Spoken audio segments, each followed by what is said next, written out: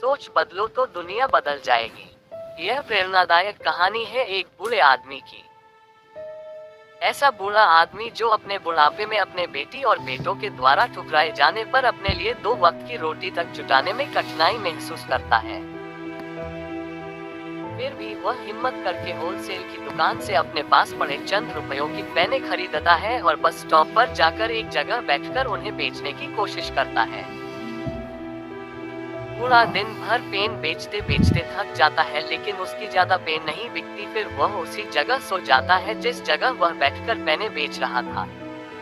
बूढ़ा जहाँ सोया था वहीं पर अपना पेन का कटोरा भी रखा होता है।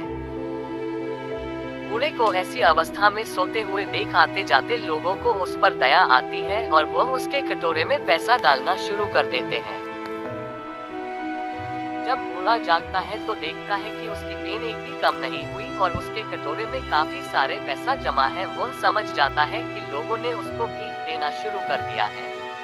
अब बूढ़ा हर दिन उसी जगह पर आता है, थोड़ी देर बैठता है और वहां लेट जाता है और इस तरह से उसे हर दिन ढेर सारे पैसे भीख के तौर पर मिलने लगते हैं। कई दिन बीतने के बाद जब बूढ़ा उसी जगह अपने उसी कटोरे में पेन रखकर बिना कुछ बोले बैठा होता है, तभी यंग बिजनेसमैन उसको देखकर उसके कटोरे में 50 रुपए डालता है और अपने बस में बैठ जाता है। कुछ सेकंड बाद उस बिजनेसमैन को क्या सोचता है पता नहीं कि वह बस से नीचे उतरता है, उस बूढ़े के पास आता है, उस कटोरे से कुछ पेन उठाता है और उससे कहता है कि इस पेन की कुछ कीमत है और मैं आपको कीमत देकर यह पेन ले रहा हूँ। आखिर आप भी एक बिजनेसमैन हैं और मैं भी। इतना कहकर वह फिर से अपने बस में बैठ जाता है और बस वहां से चली जाती है। उस यंग बिजनेसमैन की बातें जैसे बूढ़े के दिल में उतर जाती है। उसकी बातें दिन रात अब उस बूढ़े की दिमाग में घूमती रहती है। 2 साल बीत जाते हैं। एक दिन वह यंग बिजनेसमैन एक जगह पर उस बूढ़े को दिखता है। बूढ़ा आदमी उसके पास जाता है और उसे कहता है, आपने मुझे पहचाना? शायद आप भूल गए होंगे, लेकिन मुझे आप अच्छे से याद हो। बिजनेसमैन कहता है, आपके याद दिलाने पर मुझे थोड़ा थोड़ा याद आ रहा है। शायद आप वही बूढ़े आदमी हैं जो कभी उस बस स्टॉप पर बैठकर भीख मांगा करते थे, लेकिन आज तो आपका अंदाज ही कुछ बदला हुआ है। आप सूट में टाई पहनकर यहाँ क्या कर रहे हैं? बूढ़ा आदमी उस यंग बिजनेसमैन को धन्यवाद देते हुए कहता है कि आप नहीं जानते आपने उस एक मुलाकात में मुझ पर कितना उपकार किया है। यंग बिजनेसमैन को कुछ समझ में नहीं आता, क्योंकि उसके हिसाब से उसने ऐसा कोई भी काम नहीं किया था जिसके लिए उसे धन्यवाद दिया जाए। बूढ़ा आगे बताते हुए कहता है, मैं आपको पूरी बात बताता हूँ।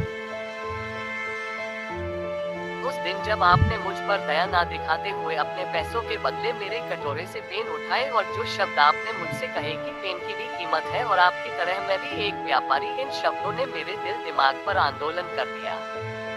उस दिन से मैं सोचने लगा कि मैं यह क्या कर रहा हूँ।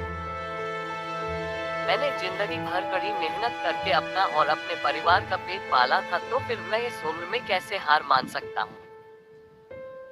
मैं उस दिन तुरंत उठा, मैंने घूम घूम कर सारी पेन बेच दी और अगले दिन से मैंने पेन के साथ कॉपी और बुक्स भी बेचना शुरू कर दी।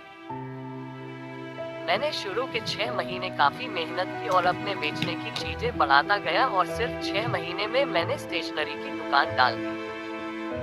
मेरे अंदर जो मेहनत करने की लगन आपने पैदा की थी, उसकी वजह से मैं इतने पर ही नहीं रुका। मैं स्टेशनरी में भी काफी मेहनत करता था और मैंने कई सारी स्टेशनरियां खोल ली और आज मैं शहर का सबसे बड़ा स्टेशनरी का थोक व्यापारी हूँ। उस यंग बिजनेसमैन को उस बूढ़े आदमी की सफलता देखकर बहुत खुशी हुई। उसने बूढ़े आदमी को गले से लगा लिया और उसे कांग्रेचुलेशन कहा। दोस्तों, दुनिया क्या सोचती है इससे कुछ भी फर्क नहीं पड़ता है। फर्क पड़ता है आप अपने बारे में क्या सोचते हो। अगर आप अपने आप को कमजोर मानते हो, आप सोचते हो कि आप कमजोर हो, तो आप कमजोर हो जाते हो। अगर आप अपने आप को ताकतवर और सक्षम मानते हो, तो आपको सक्षम होने से, सफल होने से दुनिया की कोई भी ताकत नहीं रोक पाती है। दोस्तों, छोटी सी यह प्रेरणादायक कहानी हमें यह छोटा सा लेकिन बहुत महत्वपूर्ण पाठ पढ़ाकर जा रही है कि सोच बदलो तो दुनिया बदल जाए।